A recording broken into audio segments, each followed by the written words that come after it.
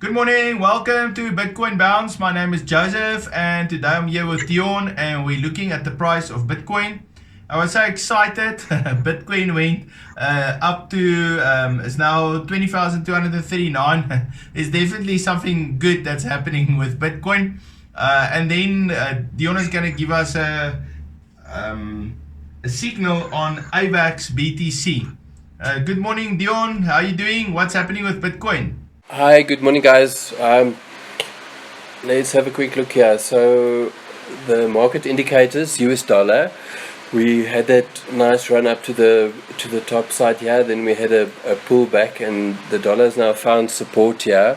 Looks like it's making a bullish candle again. So it looks like it's bottoming out and might be going up again. So there's high impact news this week, later today as well. There are two events, and then on Friday is the massive the non-farm payrolls that we all know normally is very, very volatile. So I'm not trusting the market for the rest of the week until that as definitely being set up for that event. So they could either take us further down here on the dollar, which would then help Bitcoin and gold and the other markets to go up, or they could push us back up here and then wanting to bring us back down on Friday. So just trust nothing that you see at the moment. I think it's all being played around this event on Friday.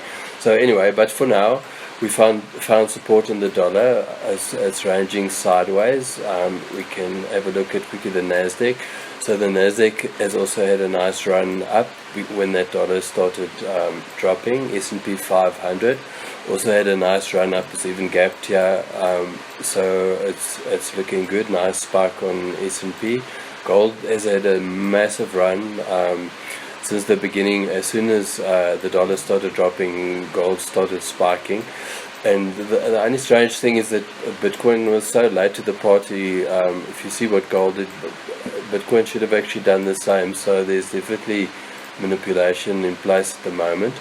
If we look at the total 3 index, so that's money flow into altcoins, also had a breakout and a nice spike there. So money is pumping into the altcoins again, which is great. Then the altcoin perpetual index, so these are just the top 10 altcoins, also looking great and with a steady uprun. Yeah, so they're performing well against Bitcoin at the moment. Bitcoin dominance is a bit of a pullback at the moment, so they had a nice run, pulling back, and I suspect that they're probably going to push this up until we hit the 200 this week. So I think Bitcoin is going to go up a bit further, and the dominance as well. We'll have a look at that now. Just quickly check Ethereum. So this is the Ethereum daily chart. So it's been very slow in Ethereum lately, going sideways, but at the moment on the daily I see this W pattern, which is a reversal pattern normally. It should just come back, which is it's actually starting to do with that candle there. So normally a good W reversal pattern would make the W, and then it would come back just to retest like that halfway mark, or it could even go lower. But if it does a retest, then normally it's a very good pattern, and it would start then going up. And target, we can have a look at a target here, would say roughly be there. And so from the breakout, we could probably then be looking at breaking that psychological level of the 1,500 in Ethereum. So it's just very slow at the moment, but starting to look good. So if this pattern plays out, then we would be going up there. Bitcoin, this is also on the daily chart. So on the daily, we're still trading in this downward parallel channel. We're above the halfway line there, so that's great. And yesterday also we managed on the daily to break the 50 MA, which is awesome. And it looks like it could hold. So there's a bit of resistance now. It could be just the top of this channel, or let me just have a look at our levels for you guys. So these are the key levels that we're watching. so see we broke the 20,000 psychological level, so we're above that now. And these were the two that we spoke about yesterday in the past few days, 20,400 and 20,800. Those have just proven to be very difficult to break. You can see this was in August.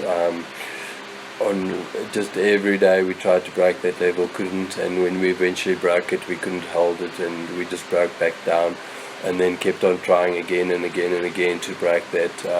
So it's a very strong level to break, and after that is 2,800, which is the same thing, so also a strong level to break. So I'm just thinking that they wanting to run Bitcoin up to this 20,000, so I think we're going to hold 24 for now, break it and hold it, and it's just a wild guess, but I think we're pushing up to 2,800 and by Friday, and I think then they're going to give us a nice pullback with that news on Friday. Is this what it looks like? You know, when they push the price up, then obviously they're wanting to short it, so they're building short positions. That's what I suspect is happening here for the rest of the week. So I think if one could get in here on Bitcoin, maybe just see where this turns on, if you go down to the 1 hour, and see if you get a nice bullish candle breakout here above 20,400, then one could just short trade that up. Remember earlier this week also we said that I think this is a good week just for scalping these levels. So 19.5 to 20, that was a good trade. 20 to 20,400. If you took that trade yesterday, that was a great trade. Then I expected a pullback, and now again the same thing. If we break 24, I think you can scalp it back up to 28, and then short it back down to 20,400, or wait for that news to break and then short that news. That's what I'm thinking is going to happen. Yeah. Then the trade that we're watching at the moment, AVAX BTC. So this is the daily chart.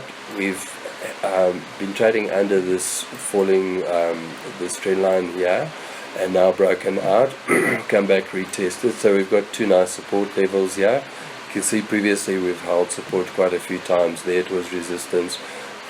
So a line that like this, that gives either support or resistance from both sides on, is normally a very strong support when it's support, and resistance when it's resistance. So it's a strong line, this. So we on it and breaking above it. So I think this is a good entry for AVAX. AVAX is a good coin anyway for a long-term hold, and I would then just at least trade this 10% up to that range higher, yeah.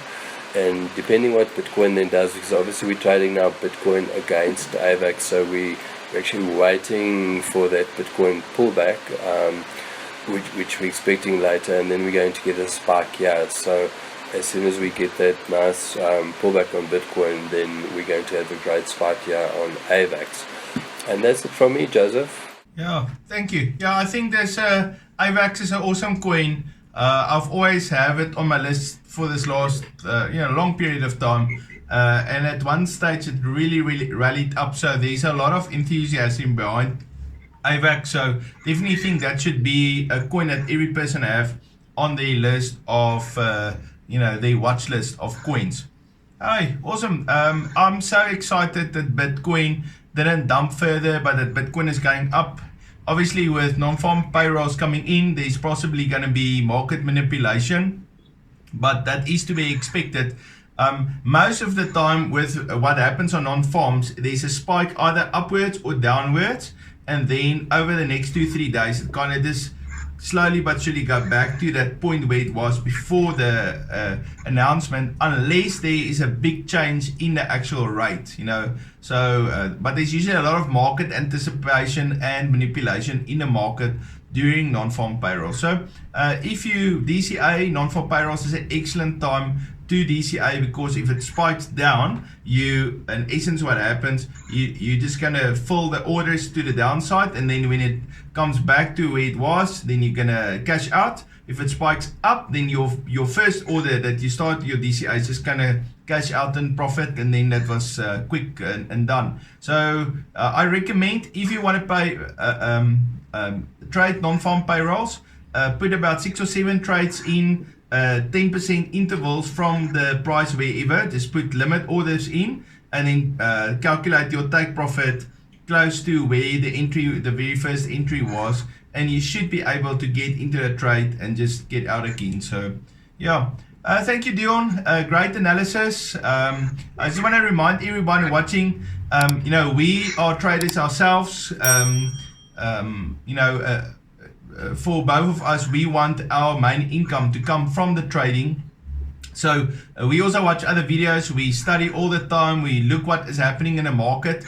But trading is risky. So everything that we do here is just what we're doing. So we don't give any financial advice. This is more for educational and entertainment value. But we want to grow a community. We are already going through the pain to study all these things. We might as well give that away to more people that's also interested to hear. So that's kind of just a little disclaimer here at the end. Well, thank you, Dion. Have a wonderful day. See you in our next session.